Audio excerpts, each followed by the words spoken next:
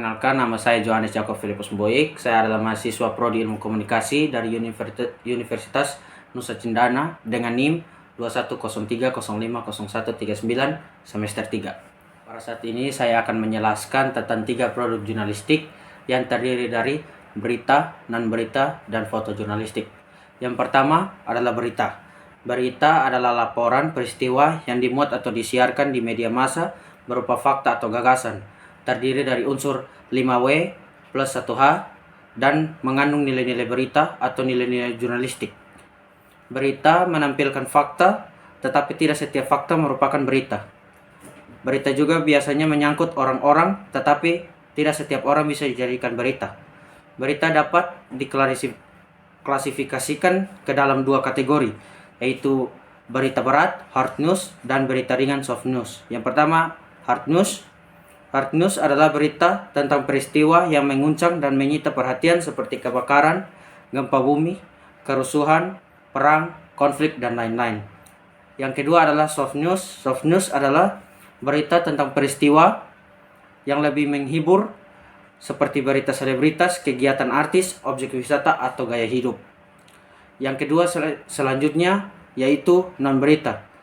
Jurnalistik non-berita adalah opini, profil, dan sebagainya yang mencakup artikel, opini, kolom esai, resensi, tajuk rencana, karikatural, dan pojok.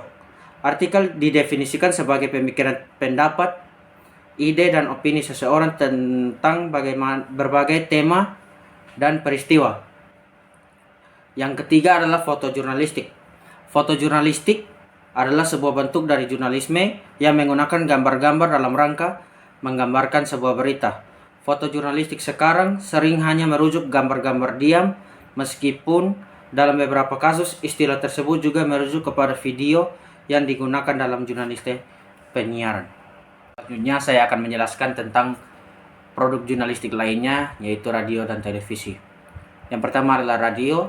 Radio adalah salah satu jenis media massa satu arah yang berperan untuk menyampaikan pesan, berita, informasi, dan hiburan kepada masyarakat dengan jangkauan luas. Radio terdiri atas 4 jenis, yaitu radio publik, radio swasta, radio komunitas, dan radio berlangganan. Yang kedua adalah televisi. Televisi adalah sebuah media telekomunikasi terkenal yang berfungsi sebagai penerima siaran gambar. Televisi bisa diartikan sebagai alat komunikasi jarak jauh yang menggunakan media visual atau penglihatan. Yang selanjutnya adalah perbandingan media massa, media elektronik, dan media cyber. Perbandingan adalah terdapat dalam segi bentuk perangkat.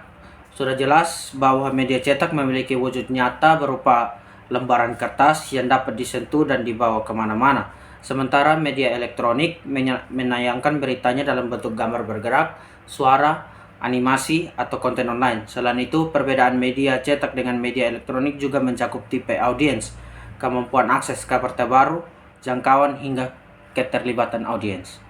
Sekian dari pemaparan tugas saya. Terima kasih.